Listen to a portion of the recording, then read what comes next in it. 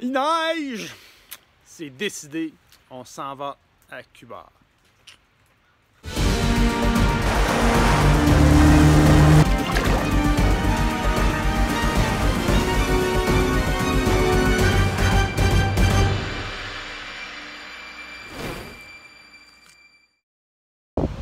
On est rendu!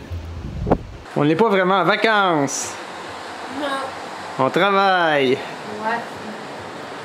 Avec la mer au loin d'un bleu splendide. On va aller voir ça tantôt. Puis il y a plein de places à explorer pour les animaux. C'est vraiment un bel endroit. Mais commençons par du travail.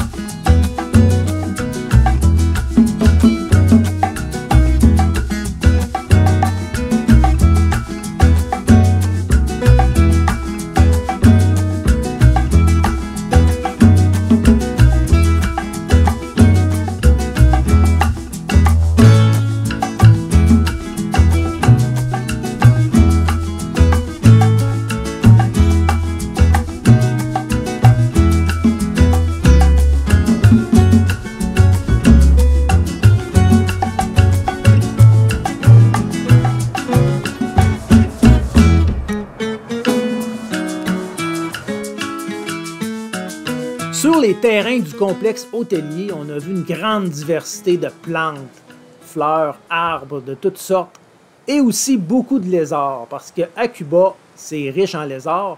Environ 81 espèces dont plus de la moitié sont des anolis.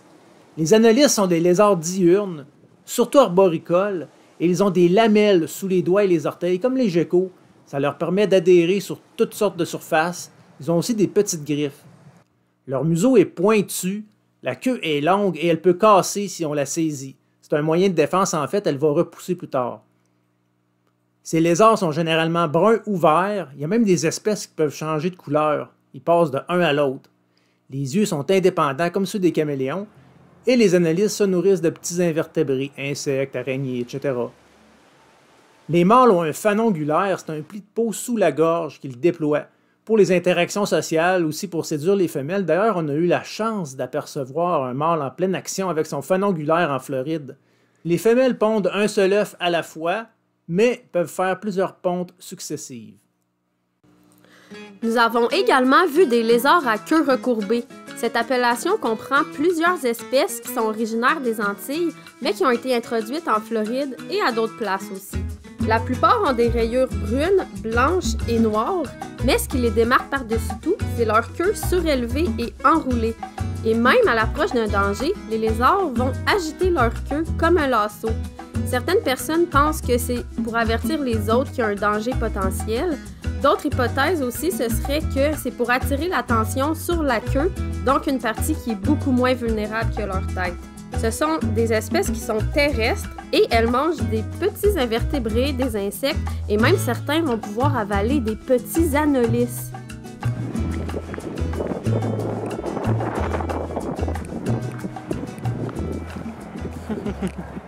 On vient de finir de souper et là on va faire un petit tour de l'hôtel pour voir qu'est-ce qu'on pourrait trouver. Il y a un beau sentier, en plus il y a la plage.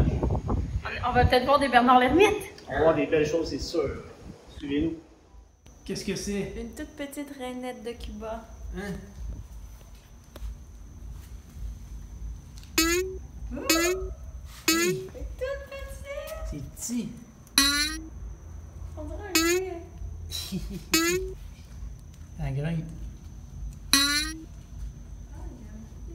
C'est tellement mignon.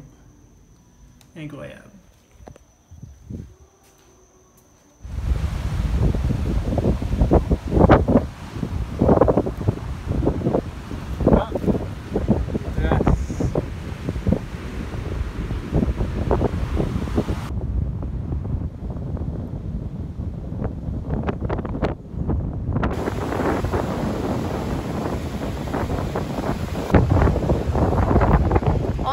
trouver des traces.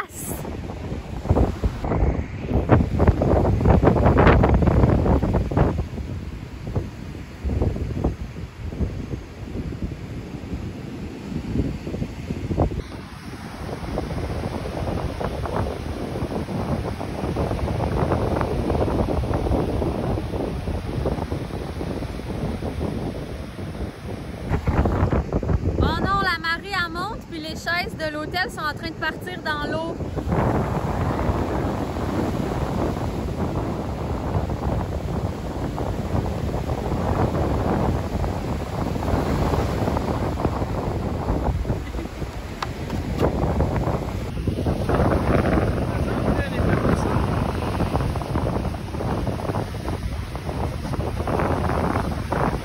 Nous quittons la plage. Où la marée était montante, on a procédé à un sauvetage de chaise. Il y a beaucoup de vent aussi, d'ailleurs, comme une mini tempête de sable. Ouais. On reçoit du sable, en tout cas. On a vu des crabes fantômes, des traces de Bernard l'ermite. On n'a pas vu les Bernard l'ermite. Donc là, on quitte la plage et on s'en va sur la promenade. On a une grande limace, feuille de cuir. C'est la plus grande que j'ai vue. Je pense à date. Elle se met en boule pour se protéger, mais en dessous, c'est vraiment bizarre. Comme une limace avec un chapeau. On va la remettre là. Ah, c'est gluant quand même. On a vu une rainette de Cuba. Attrape-la, vite!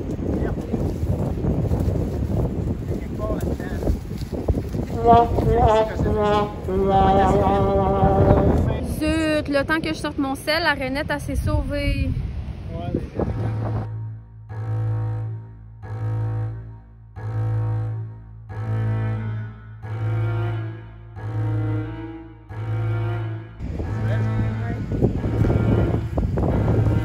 Oh, Gia!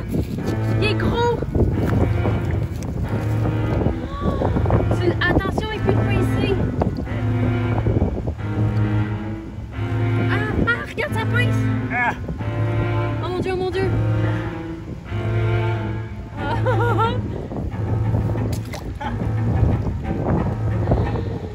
Malade, il est énorme!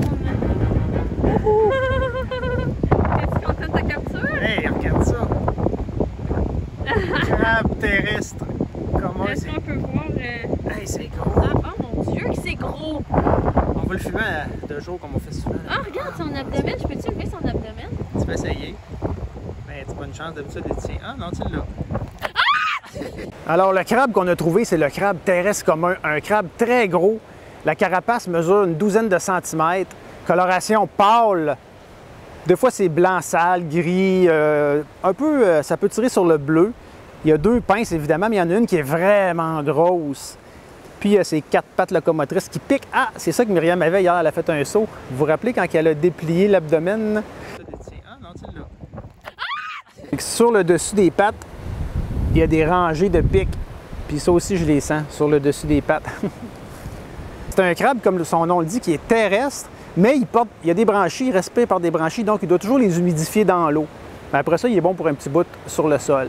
Fait que son habitat, c'est vraiment variable, mais toujours proche de l'eau.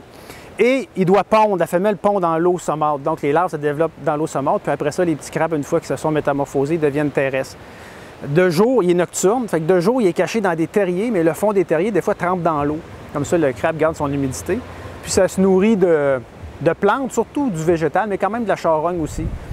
Et donc, et lui-même est comestible. Hein? Ici, dans les Caraïbes, ça a l'air qu'il y a des endroits où c'est très recherché. Il est fort, je vous dis. Je vais le lâcher dans son milieu naturel.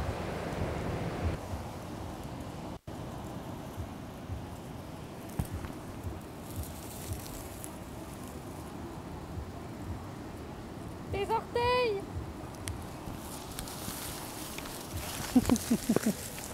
Quand même impressionnant.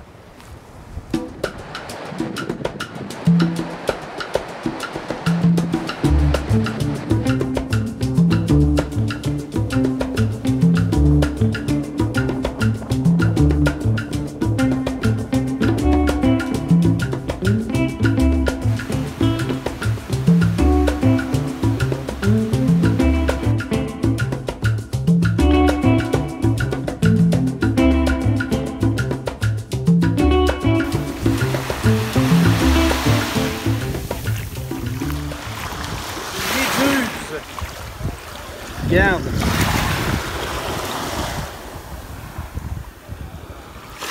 Là, on voit les filaments, là. Ah, ben oui. Ouais. Oh, ouais, regarde. Ça te pique? Ah, Ça- est-ce que ça te fait mal? Ça pique en retard. Mais faut la remettre dans l'eau. Faut pas qu'elle meure. T'as vu, hein? Ouais, je la vois. Je vais essayer de la filmer Oh, quand on voit tu le filament, la- regarde. Ouais. On va la lâcher. Adieu, adieu. Ça se laisse porter par l'eau. Bye bye. Fait que ça pique un peu comme de l'ortie. Comme si, moi, je trouve ça que ça chatouille, comme un mélange entre ça pique et ça chatouille. Comme l'ortie pareil.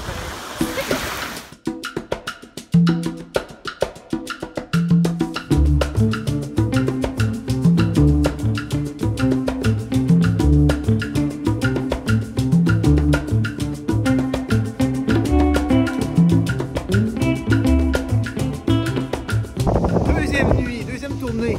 Alors là, on prend les trottoirs en fait, de la Porte-Nade, comme sur le complexe hôtelier aujourd'hui ce soir. On va voir qu'est-ce qu'on va trouver. Parce que la plage, ça n'a pas été très fructueux Ah, finalement. regarde là-dessus. On change de stratégie. Ouais.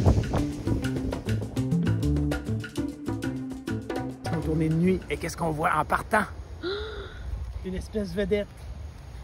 Oh, Des gros crapauds de Cuba. Mon petit amour, il est tellement beau. Check ça. Allô, c'est chou. Il est pas peureux. Non, ils sont vraiment pas peureux. Oh, regarde ses grands yeux. Une tête plate. Oh, il est Tête. trop beau.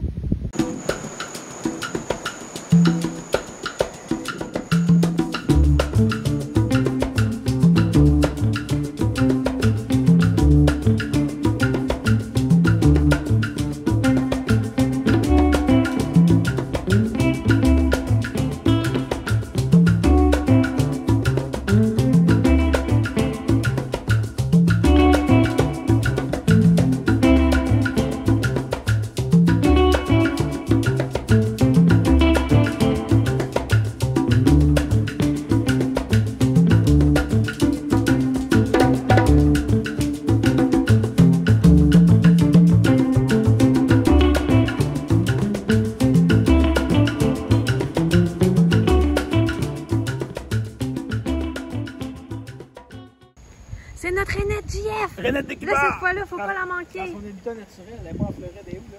Et là? Elle, attends. Oui! Ah, je t'aveugle. Oh, non! Pas vrai! JF, là, la prochaine, c'est moi qui l'attrape.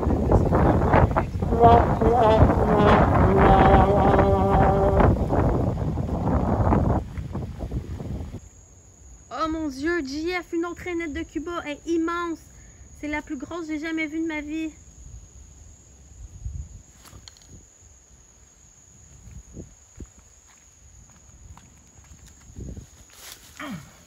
On voit pas.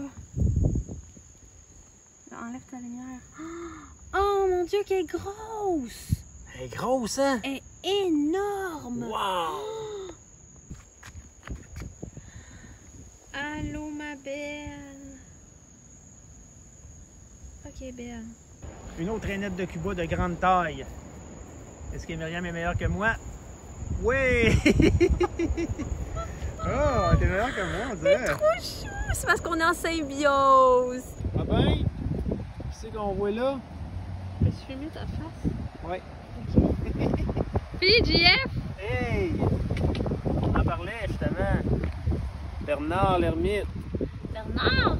C'est toi, Bernard! Le petit Bernard l'ermite. Salut, Bernard! Mignon. Il est trop chou!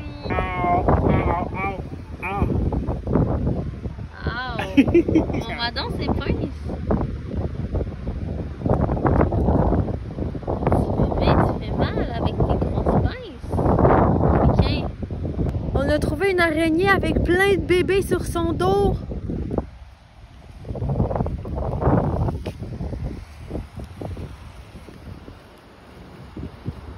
Des araignées. Mignon. Oh mon Dieu. Je vais mettre mon doigt pour vous montrer la grosseur. Ouais. C'est pas très gros. Non, elle est pas très grosse. Cette super soirée s'est terminée avec deux autres observations intéressantes. La première, en arrivant à la chambre d'hôtel, en ouvrant la porte patio, eh bien, des termites ailés sont entrés. Chez les termites, il y a des générations qui ont des ailes. Ce sont des mâles et des femelles fertiles qui vont quitter la colonie pour en former de nouvelles. Arrivés dans la chambre d'hôtel, eh bien, laissent tomber leurs ailes et pensent créer une nouvelle colonie. C'était pas vraiment une bonne place. La deuxième belle surprise, c'est que les rainettes de Cuba chantaient dehors derrière, donc pour dormir, c'était merveilleux.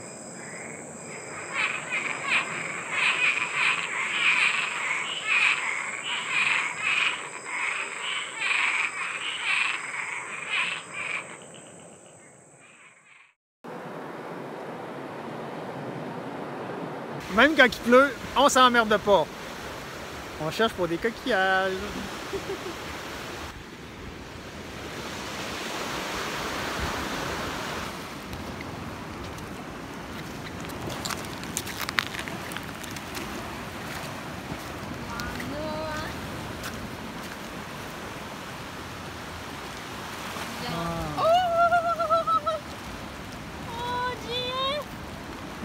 Il est pas cassé!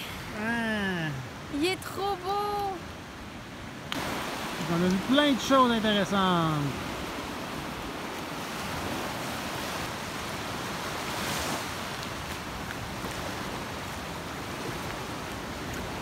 Je pense qu'il est vivant. Lequel? Lui, regarde quand je touche. On le remet dans l'eau. Ouais, On va le sauver. Il est dans l'eau, il est pas mort. Mais on va le mettre plus loin, par exemple. On va sauver. Va dans l'eau. Va dans l'eau, petit mollusque.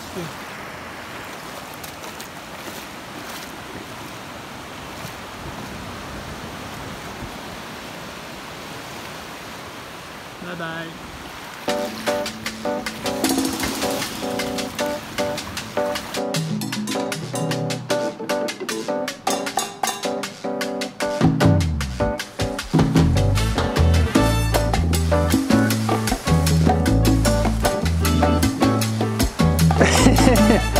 Tu danses comme marche comme loi.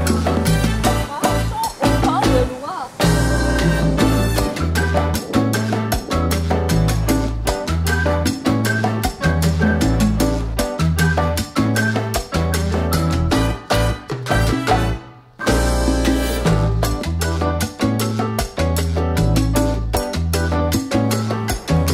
Quelque chose d'intéressant? Un scorpion? Non. Un crapaud! C'est comme ça qu'il se cache. Il dort, il fait de dos. Bien, il se cache là, les crapauds. Le crapaud qu'on a trouvé, c'est le crapaud réticulé de Cuba. Donc, ce qui est spécial, c'est que c'est une espèce qui est endémique à Cuba. Donc, la seule place qu'on peut le trouver dans le monde, c'est sur l'île de Cuba. C'est quand même impressionnant. Il est dans les teintes de brun, beige. Il y a aussi des espèces de réticulations qui sont vert ou jaunâtres. C'est un crapaud qui vient assez gros, donc les femelles peuvent mesurer jusqu'à 16 cm et les mâles un petit peu plus petits, 13 cm. Donc, je disais, le crapaud réticulé de Cuba, on le retrouve dans plusieurs habitats. Ça peut être des milieux ouverts, ça peut être des milieux forestiers et parfois même aussi en milieu agricole. Son cri, c'est un petit papap papap. On a pu l'entendre, c'est quand même assez mignon. On va vous le faire écouter, évidemment. Et le crapaud réticulé de Cuba, comme les autres crapauds, va pondre ses œufs dans l'eau. Ces œufs, c'est deux espèces de longs rubans qui peuvent être parfois entortillés et les têtards vont se développer dans l'eau. Sa nourriture de prédilection, c'est des petits invertébrés. Donc ça peut être des insectes, des araignées et parfois même des mille-pattes aussi.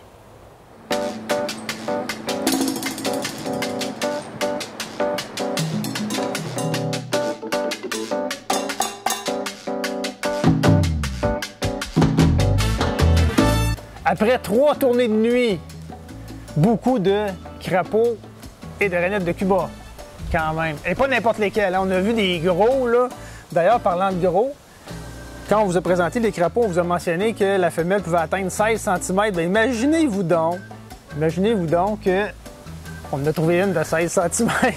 On dit une parce que c'est sûr que c'est une femelle à cette taille-là. Les mâles, ils dépassent pas 13 cm habituellement. Fait que 16 cm, là, Elle est tellement grosse! Boubou! On l'appelle Boubou. Fait que c'est notre crapaud préféré. Évidemment, vous l'aurez deviné. Puis, quand on les capture, ces crapauds-là, ils n'exudent aucun venin. En tout cas, on voit rien. Là. Il y a pas, visiblement, ils font juste se gonfler d'air, puis souffler de l'air. C'est leur moyen de défense. Si on peut appeler ça une défense. J'imagine qu'ils sont toxiques, on les mangera pas. Fait qu'on va lâcher Boubou. Ensuite, on a vu beaucoup de rainettes de Cuba. On l'avait déjà vu en Floride. D'ailleurs, on a déjà fait une vidéo sur la rainette de Cuba parce qu'elle est introduite en Floride. Mais ici, c'est vraiment son aire de répartition d'origine. Fait qu'on est vraiment content de la voir ici. Puis, c'est la plus grosse rainette en Amérique du Nord. Puis, elle est vraiment grosse. En Floride, elle était vraiment plus petite, celle qu'on avait vue. On les a gardés temporairement dans un terrarium avec du feuillage. Puis, on voulait vous montrer leur taille. On va vous montrer de plus proche. C'est vraiment intéressant. Il y en a 3 là-dedans. Il y en a 2 qui sont brunes, puis une qui est verte. Puis d'ailleurs, ils n'ont pas changé de couleur. Hein? Ben oui, il y en avait une qui était plus pâle quand on l'a capturée. Oui, mais les brunes sont restées brunes. Ouais. Puis la verte est restée verte. Wow, c'est vraiment le fun. Ouais. Cool. Puis les rainettes de Cuba, leur moyen de défense, là, autre la fuite. Vous avez vu les bonds qu'ils font, on vous a montré, là, c'est quand même incroyable, plus qu'un mètre chaque bond. Là, il y avait une grosse rainette de Cuba dans la flaque d'eau ici. On est sur un terrain de tennis. Puis elle a sauté, elle a fait des bonds, mais vu qu'elle est mouillée, ça a laissé des traces. Fait que je vais mesurer la distance entre les traces. Fait qu'on vous dit que ça saute, là, en même temps, ça va justifier pourquoi j'en ai manqué 2. Donc, sans plus tarder, la mesure. Tadam! Fait qu'elle était exactement ici. Là.